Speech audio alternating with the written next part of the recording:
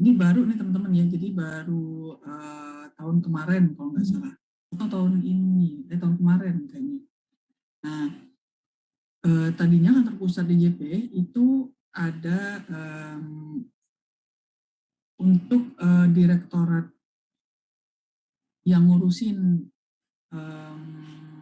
TIK itu ada dua ini, TTKI sama TIP ini ya teman-teman. Jadi TTKI ini yang bikin programnya, yang bikin aplikasi, yang bikin itu maksudnya mengembangkan gitu ya. Jadi yang ada terus diapain, entah ditambah, entah dikurangin gitu-gitu ya teman-teman. Nah itu kerjaannya TTKI. Kemudian ada TIP, Teknologi Informasi Perpajakan, ini yang bagian maintenance-nya. Jadi yang merawat, yang kalau ada masalah dia yang perbaiki gitu. Nah sekarang berdasarkan PMK 87 ini dipecah menjadi dua, bukan dipecah ya, di apa namanya, dirombak lah ini ya. Jadi ada Direktorat Data dan Informasi Perpajakan, yang mana itu sebagian TTKI ini masuk ke sini, sebagiannya masuk ke sini gitu ya. Kemudian KPDE ini tadinya adalah UPT, salah satu UPT punya DJP ya teman-teman, unit pelaksana teknis. Jadi kantor pengolahan data eksternal ini kalau nggak salah ada di mana ya posisi lokasi kantornya ini. Apa di kantor pusat juga ya, saya lupa juga. Nah, sama sebagian Direktorat PKP itu yang mengurusi soal data, data kepatuhan. Nah, data kepatuhan ini masuk ke direktorat yang baru ini. Nah, kemudian untuk TIK, yang mengurusi TIK, itu bergabung kedua-duanya, TTKI dan TIP ini ke direktorat yang baru, namanya Direktorat TIK. Gitu teman-teman. Sama ada beberapa nomenklatur yang berubah. Nomenklatur itu istilah atau penamaan gitu ya. Kayak di PP2 itu tadinya Subdirektorat Bantuan Hukum, Bankum gitu ya. Sekarang diganti nama jadi advokasi. Tapi sebenarnya tugasnya sama, fungsinya sama. Terus ya itu cuman ganti nama doang. Itu salah satu contoh. Nanti kita akan lihat di uraian berikutnya. Nah, untuk struktur organisasi DJP itu yang biru ini adalah kantor pusat, kemudian yang kuning ini kantor operasional ya, unit vertikal yang ada di daerah-daerah. Nah, ada satu sekretariat Ditjen, kemudian ada kalau nggak salah 14 direktorat, tenaga pengkaji ada 4 ya. Nah, kemudian 34 kalau nggak salah kanwil, kemudian ratusan KPP dan puluhan KP2KP. Sama UPT ada kering pajak sama KPDDP kalau saya nggak salah ya, KPDDP dan PPDDP. Tadinya sama KPDI juga, cuman KPDI sudah gabung sama tadi Direktorat DIP ya, Data dan Informasi Perpajakan. Nah, ini pertemuan hari ini yang pertemuan untuk besok ya. Nah, ini dia struktur organisasi KPDJP. Jadi ada 14 direktorat ini kalau nggak salah hitung ya. Kemudian ada 4 tenaga pengkaji. Nah, tenaga pengkaji ini posisinya itu kalau boleh saya analogikan itu mirip sama posisinya staf ahli terhadap Menteri Keuangan. Nah, kita kan sudah pernah bahas ya di pekan lalu atau beberapa minggu lalu, itu Menteri Keuangan kan dia punya kayak semacam yang bantuin gitu ya. Ada 9 kalau nggak salah saya staf ahli. Nah, dari 9 staf ahli itu kan ada 3 atau 4 yang ngurusin pajak ya teman-teman ya. Nah, staf ahli yang ngurusin pajak ini dia ngantornya juga di KPDJP. Nah, itu satu. Nah, kalau TPENG ini tenaga pengkaji, biasanya kita singkatnya TPENG. TPENG ini sama posisinya mirip kayak gitu, mirip seperti staf ahli terhadap Menteri Keuangan. Nah, kalau TPENG ini dia bantuin dirjen.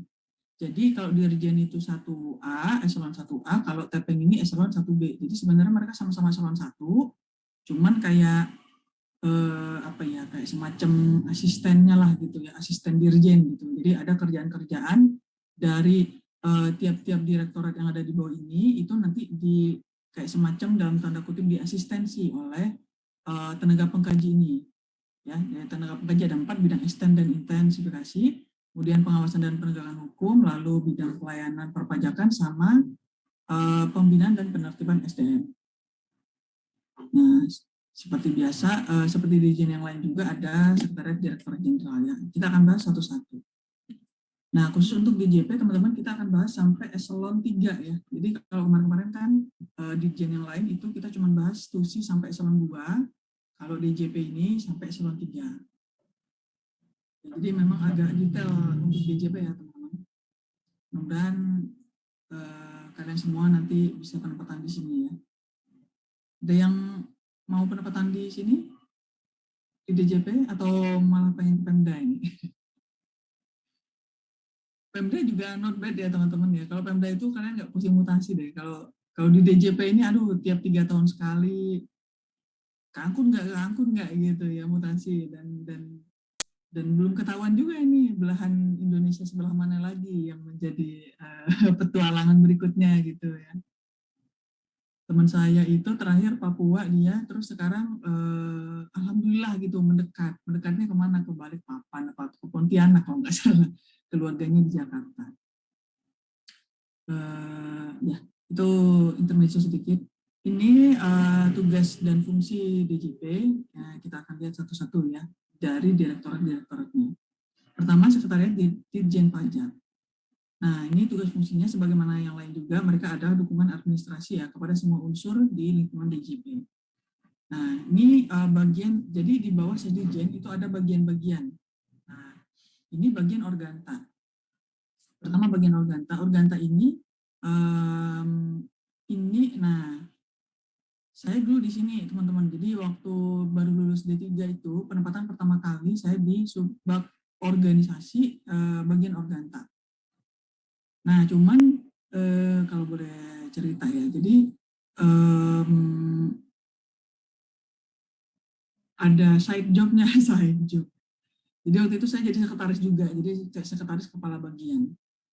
Nah, biasanya kalian siap-siap aja nih ya, kalau anak baru itu biasanya, terutama kalau perempuan ya, kalau laki-laki jarang sih. Itu biasanya disuruh jadi sekretaris. Gitu ya, jadi siap-siap aja. Kalau jadi sekretaris yang nggak kepake itu ilmu pajak, ilmu kalau subbag organisasi itu tugasnya adalah yang ini teman-teman, jadi rencana kerja tahunan dan pelaporan, bahan koordinasi administrasi penataan organisasi,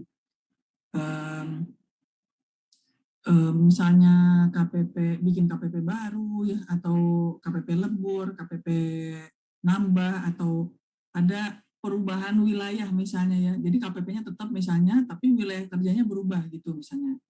Atau misalnya kayak WP kemarin yang barusan ada pembentukan media baru gitu ya, SMO itu. Nah, itu juga pasti ini kerjaannya bagian subbag organisasi. Nah, saya dulu di sini tapi nggak lama sih, nggak nyampe setahun saya di Organta. Kalau yang tata laksana ini ya, jadi urja, prosedur kerja, pembakuan sarana kerja, tata laksana. Nah, kalau yang pengukuran kinerja ini untuk pelaksanaan administratif jabatan fungsional ini, teman-teman ya. Sama kalau yang ini, jadi konsultan pajak itu teman-teman, mereka harus mendaftar ke DJP. Nah, daftarnya kemana? Ke bagian organta ini. Jadi semua konsultan pajak yang ada di Indonesia itu harusnya terdaftar di DJP, gitu teman-teman ya. Termasuk juga pengawasannya. Jadi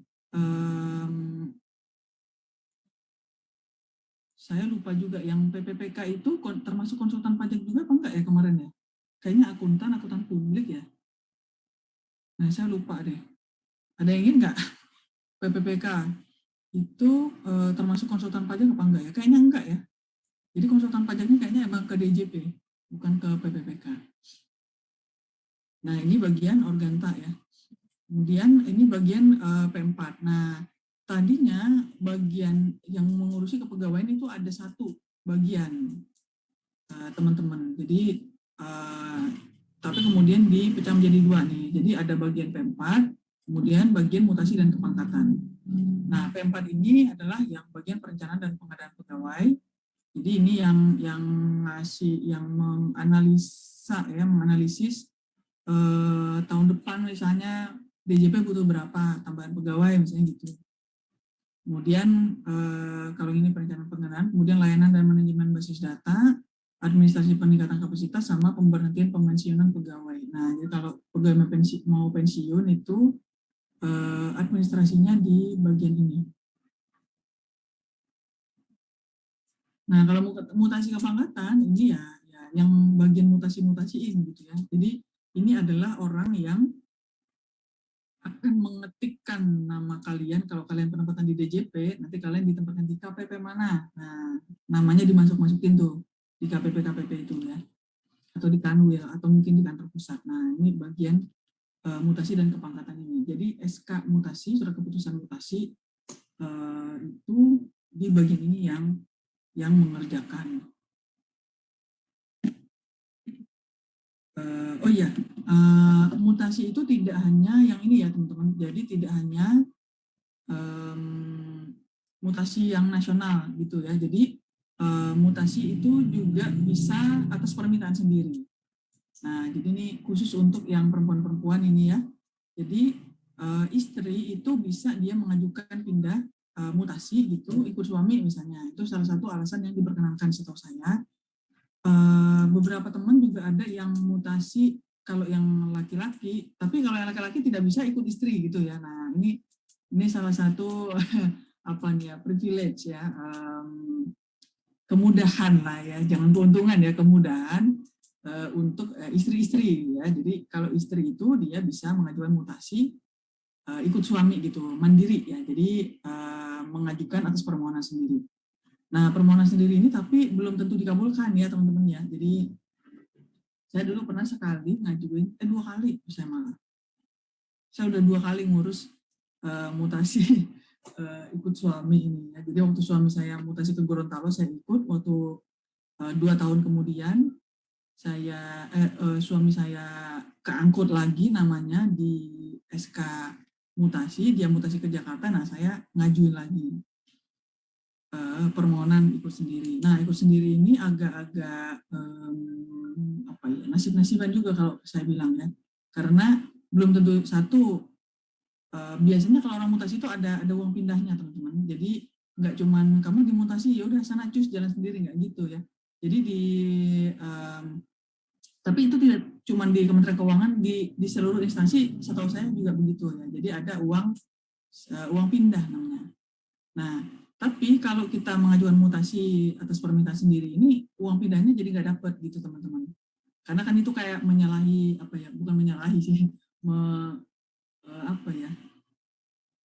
Ya itu semacam karena kita mengajukan atas permintaan sendiri, jadi nggak dapat uang pindah gitu. Jadi seluruh biaya yang misalnya keluar itu adalah atas biaya sendiri gitu. Nah yang kedua belum tentu dikabulkan itu teman-teman. Jadi saya ada teman itu yang ngurus udah bertahun-tahun nggak tembus-tembus gitu. Jadi ya selama itu ya tetap di daerah asalnya gitu teman-teman. Nah, alasan mutasi ikut sendiri ini juga saya kurang paham, tapi setahu saya yang pertama ikut suami itu boleh. Tapi ikut suaminya itu kalau suaminya mutasi juga gitu ya. Kalau suaminya misalnya kalian misalnya penempatan di misalnya mana di Medan misalnya gitu ya. Di Medan, suami di Medan, tahu-tahu suami keterima D4 misalnya gitu ya. Misalnya nikah sama-sama nih ya kan. Sama-sama D3 lulus penempatan di Medan misalnya. Terus si suaminya ikut D4 lulus gitu ya. Istrinya ikut D4 juga ternyata nggak lulus misal ya. Misal, nah kalau ngikut suami mutasi ikut D4 itu nggak diizinin teman-teman. Jadi itu tidak termasuk yang diizinkan. Nah, makanya nih, aduh, yang boleh ngikut itu kalau suaminya mutasi. Jadi ada SK mutasinya ditempatkan di misalnya KPP Pondok Aren misalnya gitu ya, dari Medan dipindahin ke Pondok Aren. Nah itu istrinya boleh tuh ngikut ke Jakarta juga, tapi tidak boleh di KPP yang sama. Nah ini juga nih ada satu lagi nih aturan yang ini khusus DJP apa khusus Kementerian Keuangan ya, saya lupa juga nih. Jadi suami istri itu nggak boleh satu kantor, nah itu salah satunya juga nih. Nah makanya kalian kalau mau nikah sesama stan itu mikir-mikir. Ya tapi kalau jodoh mah nggak kemana ya, kalau jodoh mau nikah aja ya. Oke, ya itu sekilas ya, sedikit kisah tentang mutasi ya teman-teman. Nah, kemudian ini bagian keuangan, ini tentunya ya urusan keuangan ya, termasuk administrasi gaji dan tunjangan. Nah, tapi untuk administrasi gaji dan tunjangan, ini hanya untuk yang KPDJP ya teman-teman. Jadi hanya pegawai DJP, bukan pegawai se-Indonesia Raya, ya bukan. Jadi yang di kantor pusat ini, Subak Administrasi Gaji dan Tunjangan itu hanya mengurusi pegawai KPDJP, yang mana itu waktu saya di sana itu ada sekitar 3.000-an orang. Nah, jadi lumayan ya teman-teman ya. Jadi memang bagian keuangan di KPDJP itu ada banyak banget pegawainya. Beda kalau di KPP kan mungkin cuma ngurusin 100 orang, ya bendaranya cuma satu, sisanya pelaksananya ada berapa, 2 atau 3 gitu. Tapi kalau di KPDJP ini banyak banget. Nah, kemudian kalau yang lain-lain, kalau yang Subak penyusunan anggaran, perbendaharaan, sama akuntansi dan pelaporan, ini se-DJP. Jadi DJP se-Indonesia gitu ya. Kecuali yang ini doang, ini yang KPDJP doang ini. Oke, terus perlengkapan. Nah, perlengkapan ini dia ngurusin pengadaan, kemudian penyimpanan dan distribusi, inventarisasi, pemeliharaan, dan penghapusan. Nah, khusus yang 2 di bawah ini ya, itu hanya yang wilayah DKI ya teman-teman. Nih, jadi ada sarana prasarana, kemudian ada rumah dinas, aset, dan pemeliharaannya itu khusus DKI Jakarta aja. Kalau yang di daerah-daerah ya diurusin masing-masing oleh KPP atau Kanwil yang bersangkutan. Ini bagian perlengkapan. Nah, terakhir bagian umum, ada Subak TU, Subak TU PIM. Nah, TU PIM ini dia tugasnya yang ini, teman-teman. Tugasnya yang, ini kursornya mana sih? Ini. Nah, ini. Jadi dia penyajian bahan kegiatan, nyatet acara, arsipnya dirjen, staf ahli, sesdijen, sama tepeng. Nah, gitu ya. Jadi dia ada seksi sendiri, isinya ada 1 kepala subbagian dan beberapa pelaksana. Kerjanya apa? Kerjanya nyiapin acara-acaranya si pimpinan-pimpinan ini. Jadi semacam ajudan atau apa ya istilahnya tuh. Pokoknya nyiapin segala sesuatunya. Kalau dirjen misalnya mau pergi ke kota lain, mau dinas ke kota lain, atau diundang rapat Bu Menteri, atau apalagi menerima tamu dari luar negeri misalnya gitu ya, atau apapun lah, pokoknya seluruh kegiatannya dirjen, staf ahli, sesdijen, dan tenaga pengkaji. Ini diurusi oleh Subak TUPIM. Nah, ini yang hanya ada di KPDJP ya. Kalau di Kanwil dan KPP nggak ada. Nah, kemudian ada Subak Protokol dan Penjalanan Dinas, itu ngurusin ini ya, pengaturan penerimaan tamu. Jadi mereka yang bikin schedule-nya pimpinan-pimpinan yang di atas ini. Terus sarana prasarana urusan dalam. Nah, ini dia ya.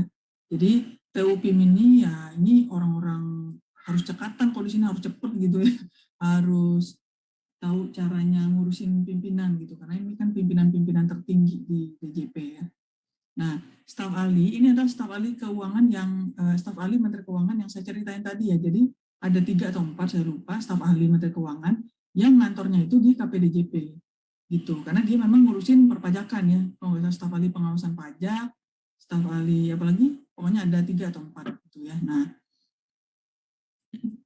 lanjut kita ke Direktur PP1. Nah, PP1, peraturan perpajakan itu ada 2, peraturan perpajakan 1 dan peraturan perpajakan 2. Nah, tapi ada 3, bukan ada 3. Kalau waktu saya di PP2 dulu suka apa ya, pimpinan-pimpinan itu suka bercanda gitu. Jadi PP1, PP2, dan PP3. Yang mana PP3 itu adalah PI ya, pajak internasional. Nah, jadi itu cuma istilah aja ya, istilah untuk teman-teman peraturan. Karena setiap kali ada rapat bikin peraturan, dirjen, sesdijen, kemudian dengan direktur dan PP1, PP2, biasanya PI ini selalu ngikut gitu ya. Jadi dijulukilah dia PP3 gitu ya. Nah, itu sekedar informasi tambahan ya teman-teman. Nah, PP1 itu ngurusin apa aja? Ada banyak ya. Jadi campur-campur PP1 itu, mulai dari KUP, kemudian PPSP, PPN dan PPNBM, PTLL, dan PBB. Nah, tadinya BPHTB juga masuk, cuman berdasarkan PMK 87 dia, kalau saya nggak salah, masuk ke Extend, kalau nggak salah, ke Direktorat Extend. Nah, jadi ada satu nih yang dipindahin ke direktorat lain ya. Nah, ini subdit-subditnya ya. Yang pertama subdit KUP dan PPSP. Jadi tugasnya ya bikin aturan teman-teman, ya, bikin aturan dan ini bahan dan penyusunan jawaban atas pertanyaan dari unit operasional dan pihak lain. Nah, ini istilahnya kalau pas saya di PP2 dulu itu surat penegasan gitu. Jadi mungkin kalian pernah ngalamin ya waktu tingkat 2 atau tingkat 1, tingkat 2 ketika mempelajari PPH, mungkin PPN, KUP, itu kan ada kayak dosen yang ini bilang kena gitu ya, dosen yang lain bilang nggak kena, dosen yang ini cara ngitungnya beda sama dosen yang lain gitu ya. Nah itu tidak terjadi hanya di dosen-dosen aja gitu ya, di kalangan akademik, tapi di KPP, di wajib pajak juga sering terjadi seperti itu. Jadi istilahnya dispute ya, istilahnya tuh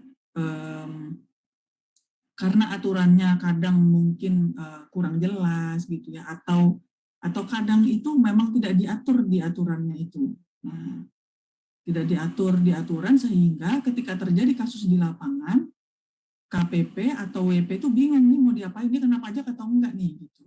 Kalau kena pajak apa? Kena pajak apa? PPH kah atau PPN kah gitu ya? Atau yang lain gitu. Nah, dari sisi KUP-nya seperti apa? Kemudian kalau misalnya kena PPH pasal berapa kenanya? Terus tarifnya berapa?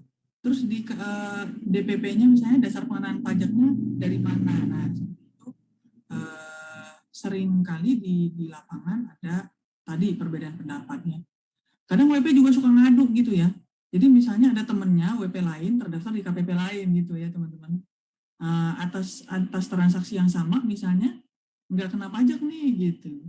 Begitu dia sama AR-nya dibilang, Bapak ini ada pajaknya, Bapak harus bayar sekian persen gitu ya. Silakan setor ke negara ya, ke kas negara. Nah, terus dia komplain kan ke AR kan. Loh ini kok teman saya di KPP sini nggak kena gitu, kenapa saya jadi kena gitu. Nah itu sangat mungkin terjadi di lapangan teman-teman. Akhirnya kemudian baik internal yang mana Kanwil atau KPP itu sering mengirimkan surat ke PP1 atau PP2 untuk minta penegasan atas, biasanya dia kasuistis, jadi kasus satu dengan kasus yang lain, itu via surat biasanya. Jadi KPP ngirim surat ke KPDJP, diceritain kasusnya seperti apa, PT ini, PT ini, PT ini, bertransaksi misalnya gitu, transaksinya ini terjadi di mana, terus dasarnya apa gitu. Nah, sampai lampiran-lampiran yang diperlukan juga dilampirkan. Nah, terus minta dalam tanda kutip minta fatwa gitu ya teman-teman dari PP1 atau PP2 tergantung dia apa ini anunya permasalahannya. Kalau KUP tadi KUP, PPSP, PPN, PBB itu ke PP1, kalau PPH ke PP2. Itu ya teman-teman. Jadi selain bikin aturan, selain bikin mulai dari undang-undang, PMK, SE, Perdirjen ya semua. Pokoknya intinya semua. Semua aturan itu di PP1, PP2 ini yang bikin. Nah, gitu ya. Kemudian ini tadi apa? KUP dan PPSP ya.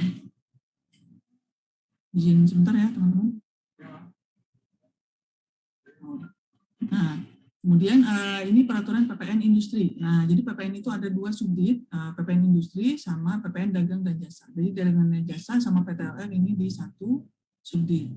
Nah, kemudian ada subdit PBB, kemudian udah gitu ya. Jadi KUP itu KUP PPSP, kemudian PPN dagang, PPN industri satu subdit, kemudian PPN dagang dan jasa di satu subdit, terakhir PBB gitu ya. Jadi BPHTB nggak masuk sini lagi ya, nggak masuk PP1 lagi. Tadinya ini teman-teman, jadi tadinya itu subdit PBB dan BPHTB tadinya, tapi kemudian BPHTB ini dipindahkan ke subdit extend kalau saya nggak salah. Nah, kemudian TU. Nah, setiap direktur itu dia selalu punya TU ya, teman-teman. Tugasnya ya administratif, ngurusin disiplin pegawai, yang beli ATK, yang ngurusin konsumsi, misalnya gitu, ngurusin ruang rapat, ngurusin kalau direkturnya ada tamu, gitu ya. ngurusin acara-acara kepegawaian, misalnya kayak ada acara halal bihalal gitu-gitu ya. Nah, itu kerjanya Subak TU. Jadi di setiap direktorat ini selalu punya Subak TU. Nah, ini PP2,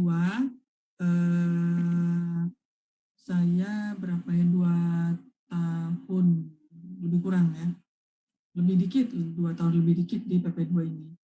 Nah, PP2 ini PPH teman-teman, jadi dia PPH, kemudian advokasi yang tadi yang bantuan hukum. Nah, ini salah satu nomenklatur ya, tadinya bantuan hukum, terus dirubah menjadi advokasi. Tapi tulisnya sama sebenarnya, tulisnya sama, kemudian sama Harmon. Jadi di PP2 itu selain PPH ada Bankum dan Harmon ya, bantuan advokasi dan Harmon. Nah, pertama PPH Badan, jadi seksi subdit peraturan PPH Badan ini ada 3.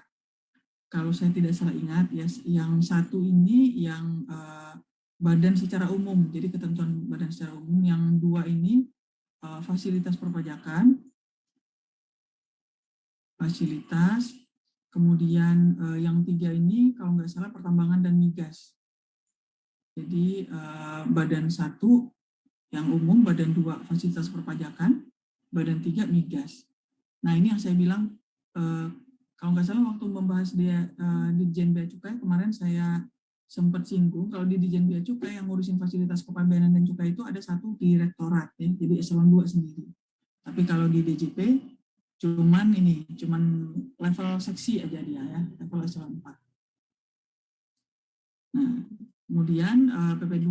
Nah, saya pernah di sini nih teman-teman, jadi 2 tahun sebelum menjadi dosen itu saya di sini sempat di peraturan PPOP sama Podpud 2. Podpud 1 apa Podpud 2 saya sampai lupa. Podpud 1 ini kayaknya yang Podpud final, jadi 4 ayat 2, 15 gitu ya. Yang Podpud 2 ini yang non final 21, 22, 23, 24, 26. Itu ya, kalau 25 itu di OP kalau nggak salah. Kalau PPA 25 OP. Nah, gitu teman-teman ya. Jadi saya pernah di 2 seksi ini.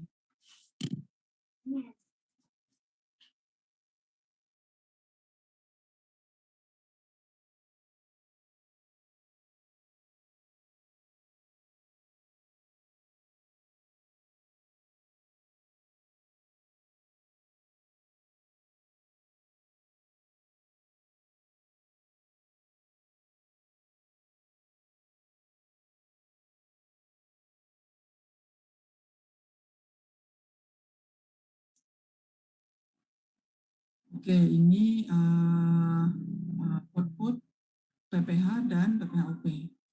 Kemudian subdit advokasi, jadi ini yang tadinya namanya Bankum, dia bertugas memberikan petunjuk teknis, pemberian bimbingan kalau ada kasus hukum tapi yang di luar pengadilan pajak. Jadi mungkin di kejaksaan atau di pengadilan negeri, pengadilan tinggi gitu ya teman-teman ya. Jadi khusus untuk pegawai atau instansi unit yang berada di lingkungan DJP. Nah, ini ahli-ahli hukum ada di sini ya. Nah, kemudian harmonisasi ini tugasnya ini menganalisis, sinkronisasi, sinergi dan analisis PI ya. Nah, tadinya perpajakan internasional itu ada di subdit di PP2 teman-teman. Cuman sejak tahun 2000 berapa ya? Kayaknya sekitar 2015-an kalau saya nggak salah.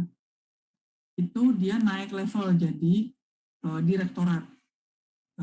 Jadi eselon 2 ya, perpajakan internasional. Karena kan semakin ke sini memang semakin banyak ya semakin masif gitu ya perpindahan barang dan jasa maupun orang antar negara.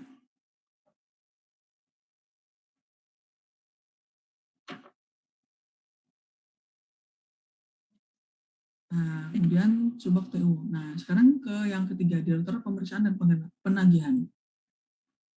Ini APP, teman-teman, fungsional pemeriksa pajak, ini sama jurusita ya. Nah, ini di bawah pembinaannya direktorat ini.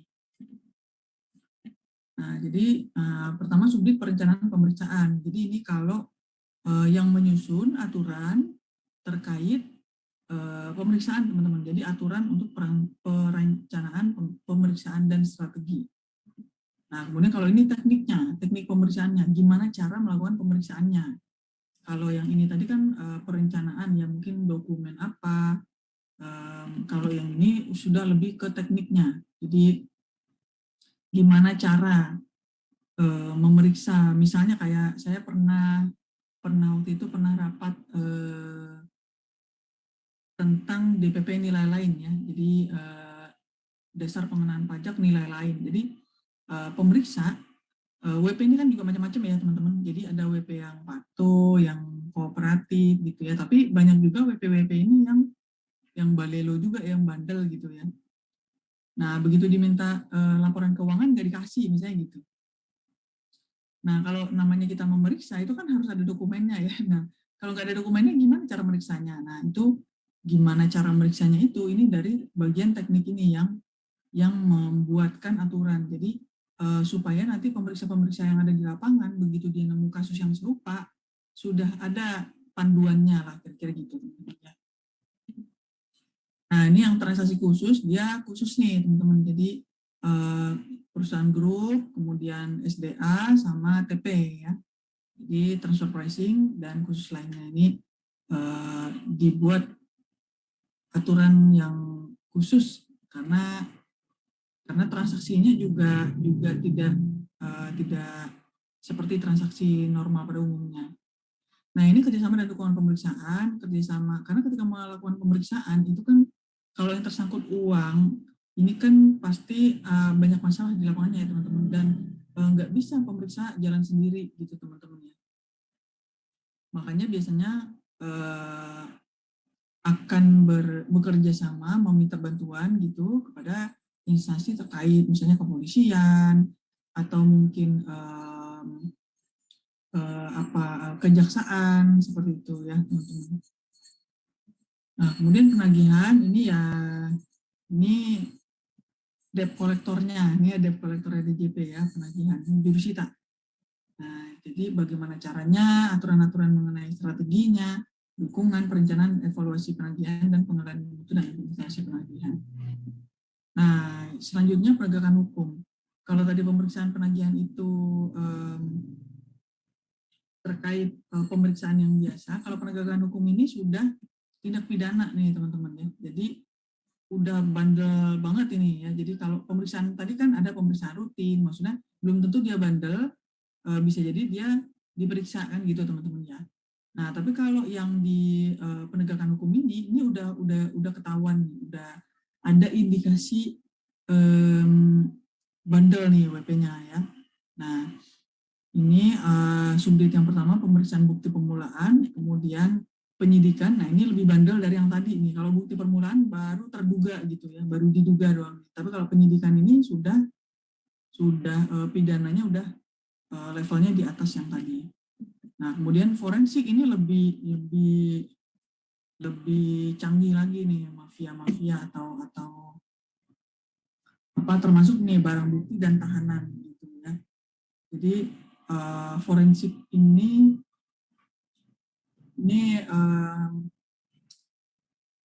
detail banget ini ya. Jadi ini ilmunya mirip-mirip kayak mungkin ada teman-teman yang senang nonton CSI gitu-gitu ya, atau film apalagi ya, series yang tentang forensik nih, pemeriksaan barang bukti, tapi di bidang perpajakan gitu ya teman-teman. Nah kemudian ekstensifikasi dan penilaian.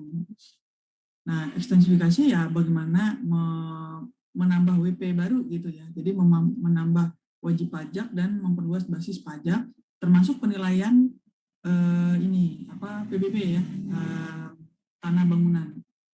Nah ini ekstensifikasi mulai dari perencanaan, teknis dan evaluasi, kemudian pendataan dan pemetaan ini untuk membantu penilai PBB yang ada di lapangan.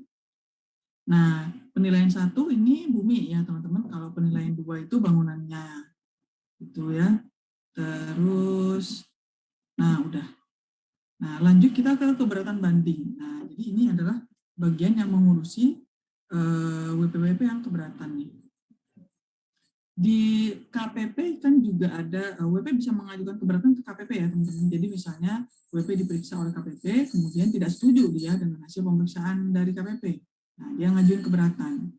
Nah, kemudian kalau nggak setuju juga ya banding kan gitu ya. Nah, di Kanwil juga ada nih bagian penelaah keberatan juga ada di Kanwil ya teman-teman. Jadi bagian keberatan banding juga ada di Kanwil. Termasuk di KPDJP juga ada bagian direktorat yang mengurusi bidang keberatan dan banding ini. Nah, terus bedanya apa? Bedanya itu setahu saya ya, itu di nominal uangnya. Jadi untuk sampai berapa juta gitu itu di KPP. Tapi kalau misalnya uangnya sudah keberatannya misalnya ratusan juta atau miliaran gitu, nah itu nanti dia ke kantor pusat. Jadi berjenjang gitu teman-teman ya. Untuk level tertentu bisa diselesaikan di level KPP. Atasnya sampai sekian, mungkin sekian ratus juta itu di Kanwil. Nah tapi kalau udah yang gede-gede baru ini masuk ke kantor pusat. Nah makanya yang diurusi oleh kantor pusat ini WP-WP yang besar-besar gitu ya teman-teman. Nah, ini pengurangan dan keberatan, terus banding dan gugatan. Ya beda, kalau tadi keberatan, kalau ini banding dan gugatan. Ya. Nah, bedanya banding dan gugatan satu itu untuk wilayah Jakarta, terus Kanwil Jakarta Khusus sama LTO. Nah, jadi ada dua direktorat ya, subdit banding dan gugatan ini ada satu, ada dua. Nah, yang dua itu yang sisanya. Jadi selain Jakarta.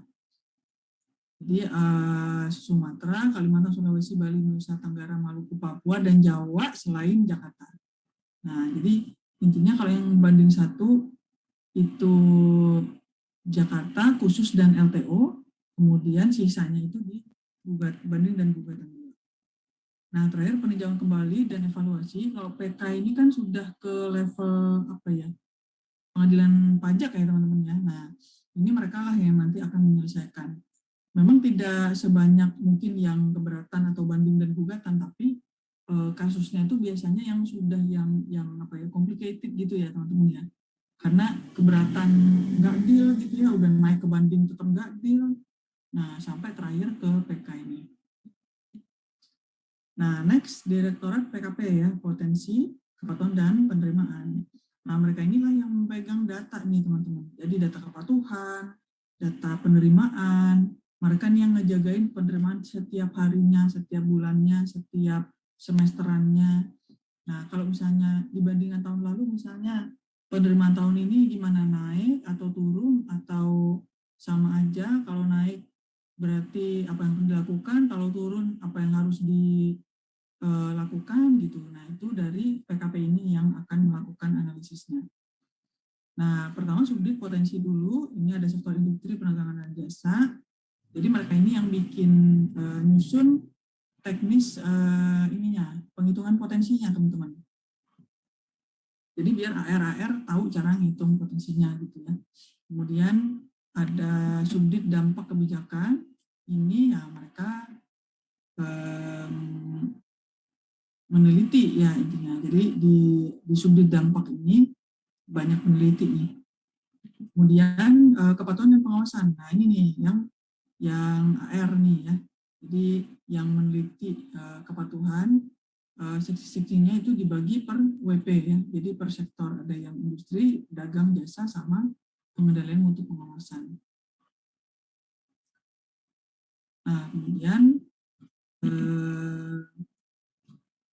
subdit pengelolaan penerimaan pajak. Nah ini nih yang tadi yang saya bilang tugasnya mengawasi tiap hari itu mantengin penerimaan ya. Sudah berapa rupiah nih yang terkumpul. Nah mulai dari perencanaan dan strategi. Nah ini kalau yang bikin extra effort penerimaan misalnya gitu ya. Atau misalnya yang menentukan untuk tahun 2021 kita fokus ke sektor A, B, C, D. Nah itu yang bikin adalah seksi ini ya, subdit ini. Nah, kemudian pemantauan penerimaan ini yang mantau ini. Kemudian statistik dan perakiraan, kalau ini penerimaan ke depannya. Ya kira-kira tahun depan gimana nih penerimaan kita? Mungkin ada analisis terkait inflasi, terkait kondisi sosial politik ekonomi gitu ya. Mereka ini yang bikin semacam prediksinya gitu teman-teman, sama evaluasi penerimaan. Nah, sekarang kita ke Direktorat P2 Humas. Nah, saya lama di sini teman-teman. Saya 3 kali bolak-balik ke direktorat ini. Jadi setelah kan habis lulus tadi saya di Organta, nah kemudian nggak nyampe setahun saya dimutasi ke sini, ke Direktorat P2 Humas. Nah, pertama subdit penyuluhan perpajakan. Nah, saya dulu di sini ini teman-teman, di subdit penyuluhan ini. Subdit penyuluhan, saya di seksi materi. Jadi materi penyuluhan itu tugasnya ya bikin materi untuk supaya para penyuluh yang ada di lapangan, yang ada di seluruh Indonesia itu dia punya, istilahnya punya pelurunya gitu. Jadi kita nyediain peluru untuk si penyuluh-penyuluh perpajakan yang ada di lapangan itu supaya mereka terstandar gitu ininya, materi-materinya, jangan sampai salah nyampein, salah peraturan gitu ya. Nah, mulai dari slide, kemudian buku, kemudian mungkin kalau ada booklet, leaflet gitu-gitu ya. Termasuk spanduk. Nah, desain spanduk. Jadi kalau teman-teman lihat mungkin ada spanduk-spanduk penyampaian SPT itu kan biasanya di KPP-KPP tuh mirip-mirip gitu ya teman-teman ya, bentuk spanduknya, warnanya, desain ininya, kata-katanya. Nah, itu yang bikin dari seksi materi penyuluhan ini teman-teman. Kemudian ada seksi bimbingan tenaga penyuluh, ini ya terkait tenaga penyuluhnya. Jadi mereka yang mendesain misalnya di diklat. Kira-kira tenaga penyuluh itu dia butuh kompetensi apa? Selain perpajakan, mungkin butuh public speaking gitu ya, butuh cara bikin slide yang baik, cara presentasi yang efektif gitu ya, cara menghandle masyarakat umum gitu ya teman-teman. Nah kemudian seksi dukungan penyuluh ini ya apa-apa yang mendukung penyuluhan, termasuk pelaporan. Jadi penyuluh-penyuluh itu dia melakukan laporan ya ke kantor pusat setiap terakhir itu kayaknya semesteran setahu saya. Jadi tiap semester itu dipantau kinerjanya para penyuluh-penyuluh perpajakan yang ada di lapangan. Nah terakhir seksi dokpus, dokumentasi dan perpustakaan ini di KPDJP itu ada perpustakaan teman-teman, perpustakaan DJP. Nah, yang jagain perpus itu adalah pegawai di subdit ini, subdit penyuluhan, seksi dokumentasi dan perpustakaan. Jadi yang megang kunci perpustakaan itu dari subdit ini. Kemudian dokumentasi ini adalah dokumentasi peraturan dan dokumen-dokumen yang lainnya yang dimiliki DJP, baik perpajakan maupun non perpajakan. Nah, jadi subdit penyuluhan ini dia punya apa ya namanya aplikasinya itu, peraturan atau perpus gitu ya, saya lupa juga. Jadi itu dokumentasi semua peraturan dan dokumen mulai dari dulu pertama kali DJP berdiri gitu. Nah, mereka mengarsipkan baik dalam bentuk hard copy maupun soft copy. Tapi sekarang sih kebanyakan sudah soft copy ya teman-teman. Jadi kalau misalnya ada yang butuh, nah bisa minta ke seksi dokumentasi dan perpustakaan ini. Kemudian yang kedua, subdit pelayanan. Nah, ini pelayanan, seksi pelayanan yang ada di lapangan itu mereka mematuhi aturan yang sudah dibuat oleh subdit pelayanan ini. Mulai dari kode etiknya, kemudian sampai ke bentuk TPT ya. Bentuk TPT kan mirip-mirip ya teman-teman di KPP-KPP meskipun dengan penyesuaian sebisanya gitu ya. Tapi seperti misal warna, atau mungkin komponen-komponen yang ada di TPT itu yang wajib apa aja, misalnya kayak mesin antrian tuh wajib ada misalnya, terus mungkin air minum untuk tamu gitu ya, sampai ke permen deh kalau saya nggak salah itu sempat diatur juga, jadi permen itu disediakan juga di TPT. Nah kemudian kayak loket itu minimal berapa, kemudian harus ada help desk gitu ya, harus ada apalagi apa namanya, informasi mengenai layanan unggulan, kemudian informasi mengenai bahwa layanan perpajakan tidak dipungut biaya, gitu-gitu ya. Termasuk kayak apa kotak saran, gitu-gitu. Nah itu standar TPT, baik tempatnya maupun fasilitas-fasilitas yang ada di TPT, misalnya kayak ada apa namanya Setahu saya itu sudah disuruh kemarin itu kayak playground gitu ya untuk anak-anak. Jadi kalau ibu-ibu, emak-emak datang ke kantor pajak gitu ya bawa anak, biar anaknya nggak gangguin, mereka disediain playground kecil gitu. Jadi kayak pojok buat bermain ya. Jadi disediain mungkin mainan-mainan buat anak kecil situ. Termasuk fasilitas untuk misalnya orang tua atau misalnya apa yang untuk yang disabilitas gitu. Jadi nggak boleh itu TPT itu bisa ke TPT itu hanya lewat tangga tuh nggak boleh teman-teman. Jadi harus ada jalan untuk yang pakai kursi roda misalnya gitu. Nah hal seperti itu dari sudut pelayanan ini yang membuat aturannya atau panduannya ya. Nah ada TKB. TKB ini adalah semacam Ortex-nya tapi punya internal GP. Nah teman-teman pasti pada tahu Ortex nih ya. Harusnya nih kalau mahasiswa pajak nih paling nggak pernah lah mengakses Ortex ya. Jadi di Ortex itu ada peraturannya, ada mungkin resumenya, ada forumnya juga ya. Jadi ada forum untuk para pegawai bisa berdiskusi di TKB ini, Tax Knowledge Base.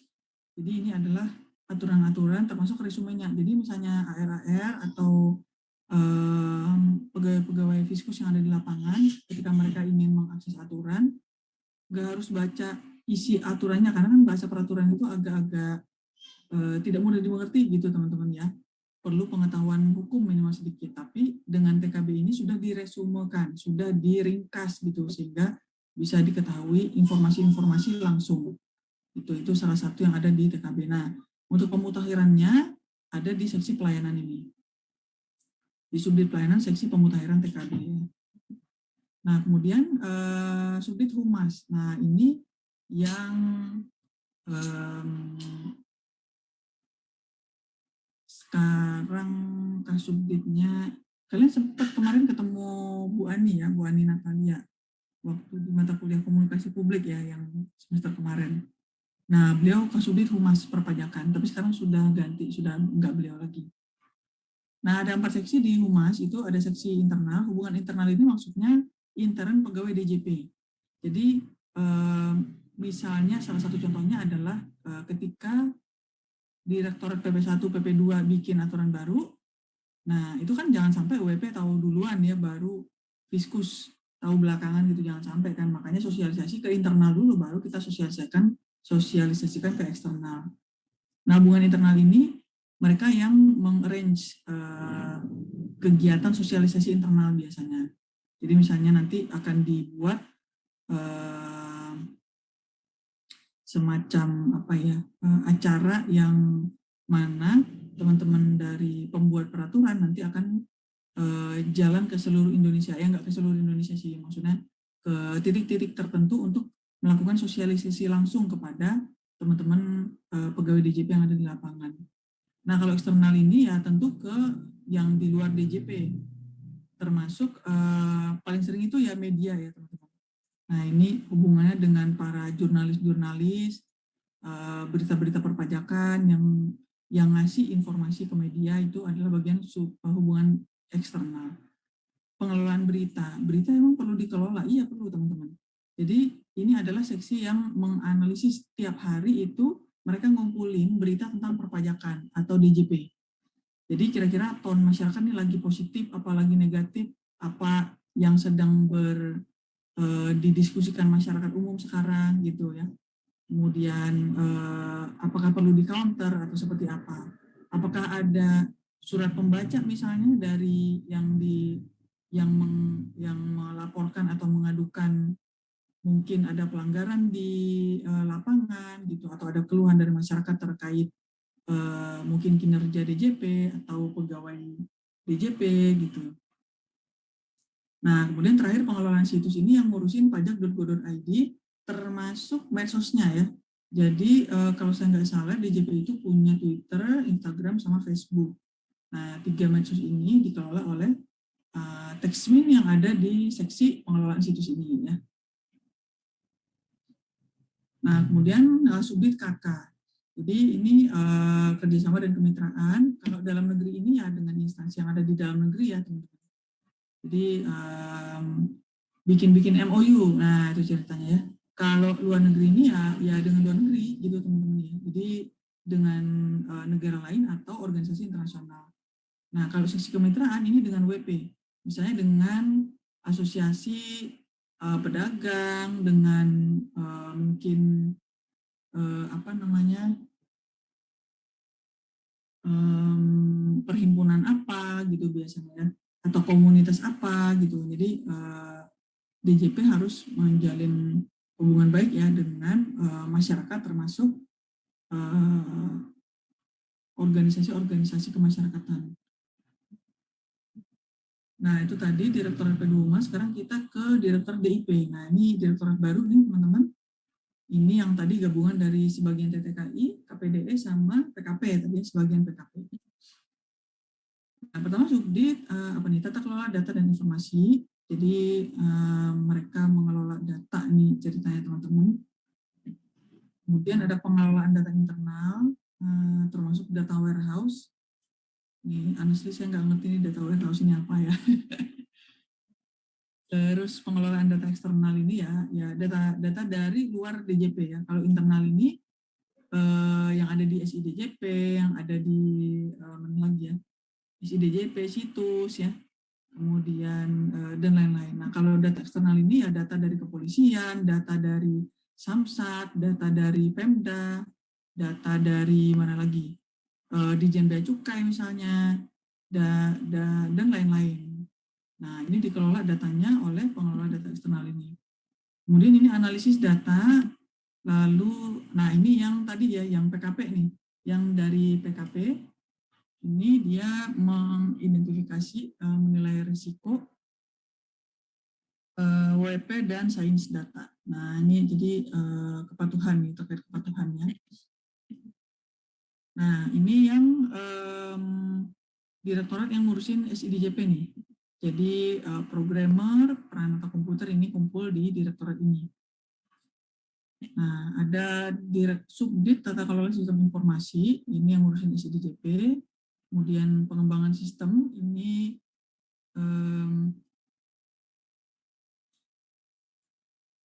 di DJP itu tidak hanya SIDJP ya teman-teman. Jadi sebenarnya ada banyak banget aplikasi yang dimiliki oleh DJP. Ada AproWeb, ada apa lagi ya, banyak banget lah pokoknya. Nah, mereka ini yang mengawasi sistem ya, yang mengembangkan. Nah, ini sistem pendukungnya, ini apa ya, penyedia jasa aplikasi. Nah, ini yang kalau selain ke DJP kan WPWP itu mereka bisa melaporkan pajaknya via ASP ya, penyedia jasa aplikasi. Ada pajakku.com, ada online pajak, saya lupa, pokoknya ada beberapa penyedia jasa aplikasi. Nah, itu yang yang mengawasi adalah dari Subdit ini. Kemudian pengelolaan infrastruktur, nah ini yang ngelola server nih ya. Jadi kalau servernya down itu ya pas kalian lagi mungkin kemarin asistensi WP pas ngisi SPT tahunan, nah server down ini, nah salahnya Subdit ini. Termasuk jaringan ya, serta keamanan. Pernah ya teman-teman itu DJP online di-hack. Termasuk situs pajak.go.id juga pernah di-hack juga.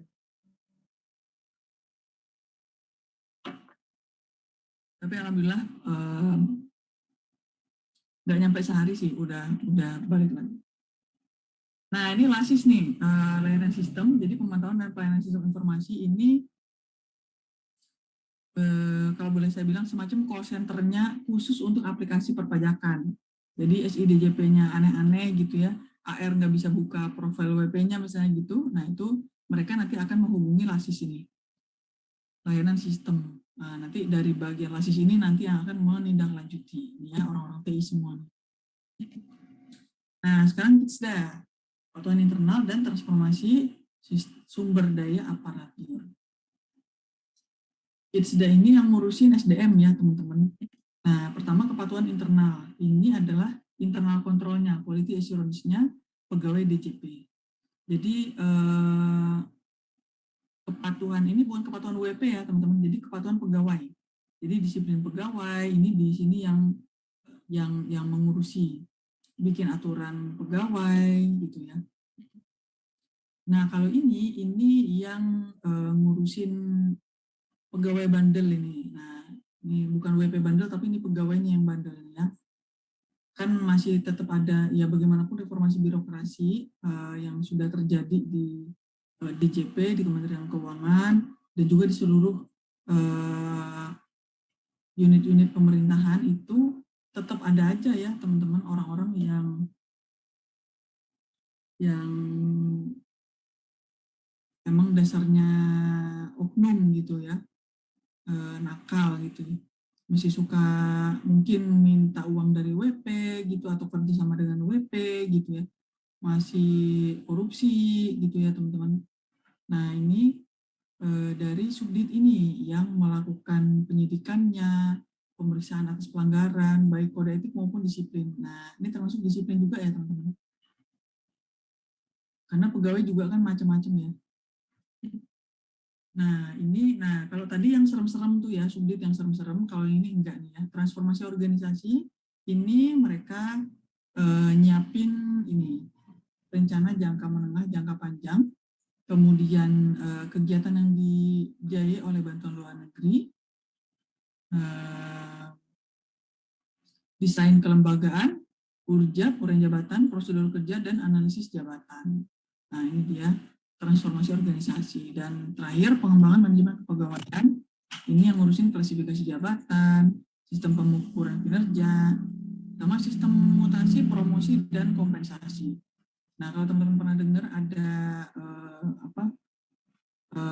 pemeringkatan ya di DJP, itu yang beda sendiri dari Kementerian Keuangan yang lain. Yang SABCD itu ya, kalau S sama A itu berarti dia bagus, tapi kalau D itu berarti dia paling jelek kinerjanya. Nah itu yang membuat sistem itu adalah di seksi ini. Nah kemudian kompetensi dan pengembangan kapasitas pegawai. Jadi ini yang ngurusin bagaimana caranya supaya pegawai itu meningkat kompetensinya ya, atau paling nggak ngejagain ya teman-teman. Nah kemudian TPB, transformasi proses bisnis.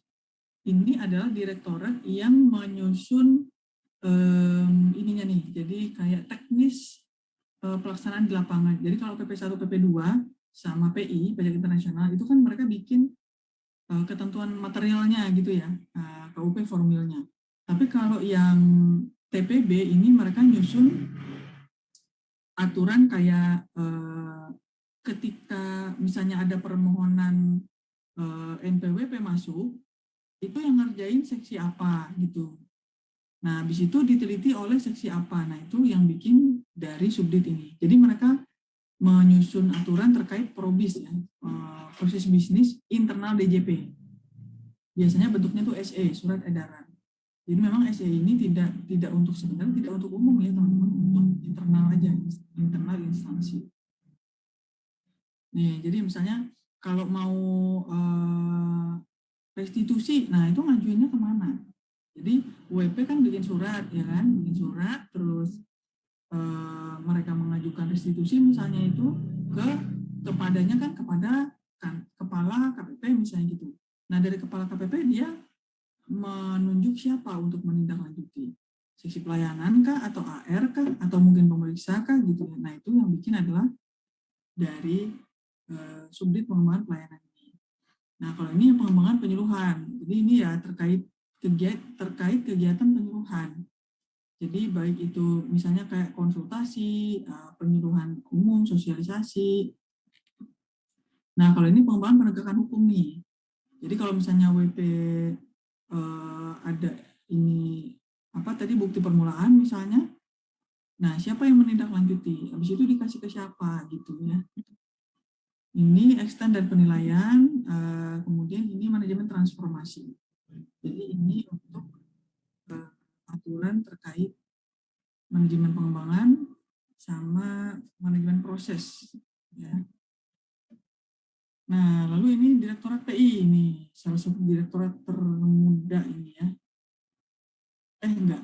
Yang termuda tadi DIP sama TIK ya, perburuan tuh. Kalau ini dari tahun 2015 kalau saya nggak salah. Nah, subditnya ada subdit PKPI, Perjanjian dan Kerjasama Perpajakan Internasional. Jadi yang bikin P3B di sini nih, teman-teman. Jadi kalau teman-teman waktu di mata kuliah PI ada belajar P3B, ini yang bikin adalah ini.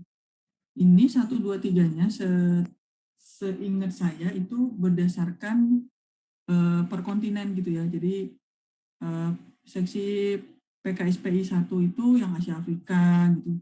Yang PKSPI 2 ini mungkin Amerika, yang 3 ini mungkin Eropa, Australia mungkin gitu. Tapi saya lupa pembagian seperti apa, tapi per negara. Nah, kemudian ini kalau yang terkait sengketa. Jadi sangat dimungkinkan antara Indonesia dengan negara lain itu ada sengketa perpajakan ya, teman-teman. Yang bikin kayak apa ya, kemarin sempat ada kasus, intinya sengketa perpajakan lah, misalnya di sana udah dikenain pajak, di sini dikenain pajak lagi, si WP-nya bingung, misalnya gitu ya. Jadi ini harusnya jangan sampai double taxation kan gitu ya. Nah, nanti yang ngurusin sengketa-sengketa itu adalah dari subdit ini. Kemudian ada pertukaran informasi perpajakan internasional. Nah, teman-teman pernah dengar EOI? EOI, Exchange of Information. Ya, jadi kita itu boleh minta informasi dari luar negeri terkait WP-WP Indonesia. Dan juga sebaliknya. Jadi negara-negara di luar negeri itu bisa minta data terkait WP, baik WP Indonesia maupun WP mereka gitu. Jadi misalnya Singapura, ada WP Singapura yang misalnya beli saham di Indonesia, terus mereka minta datanya. Itu kita harus kasih gitu ya teman-teman ya. Karena kita sudah terlibat dalam perjanjian kerjasama EOI ini. Jadi kita menyetujui kalau misalnya ada permintaan dari negara-negara tertentu terkait informasi perpajakan WP tertentu, WP mereka, maka kita wajib ngasih gitu. Nah, begitu juga dengan mereka. Kalau kita minta data ke Amerika, misalnya ke Australia terkait WP kita, maka mereka juga wajib memberikan. Gitu. Nah, kemudian terakhir ini kayaknya Direktorat Intelijen Perpajakan. Nih. Jadi ini Intel bukan buat Fiskus ya, tapi buat WP nih teman-teman. Nah, jadi ini mungkin WP-WP yang tadi yang bandel-bandel itu ya kan, yang diduga gitu. Nah, supaya jadi tidak selalu dengan pemeriksaan. Kalau pemeriksaan itu kan terbuka, kita kasih tahu ke WP ya teman-teman ya. Hey WP, saya mau meriksa kamu, mana dokumen kamu, sini minta gitu. Tapi kalau Intel ini enggak. Intelijen ini dia nggak ngasih tahu lah ke WP-nya. Jadi Intel ini ya mereka menyelidiki, misalnya datang ke pabrik WP misalnya gitu, terus pura-pura nanya-nanya, ini di sini pabrik apa ya Pak? Nanya ke satpam gitu ya kan. Satpamnya nggak ngerti, cerita aja gitu ya. Nah, hal seperti itu yang dilakukan oleh Intel pajak. Jadi ada Intel pajak ya. Jadi ada Intel pajak itu kayaknya bukan fungsional. Mungkin mereka termasuk administratif kayak administrasi kayak AR dan PK ya. Nah, ini intelijen strategik, intelijen penggalian potensi, kemudian intelijen penegakan hukum. Nah, ini mungkin yang tadi kalau yang mereka diduga ada penggelapan pajak atau tidak melaporkan dengan sebagaimana mestinya gitu ya. Dia pabrik, di dokumennya pabrik perdagangan sepatu misalnya gitu. Ternyata begitu dilihat di lokasi pabriknya ternyata bikin narkoba misalnya gitu ya. Nah, ini kerjaan Intel Hukum. Kemudian ini ada Direktorat Operasi Intelijen. Nah, ini mungkin yang ngurusin si Intel pajaknya. Oke, sudah selesai. Alhamdulillah. Ada yang mau ditanyakan terkait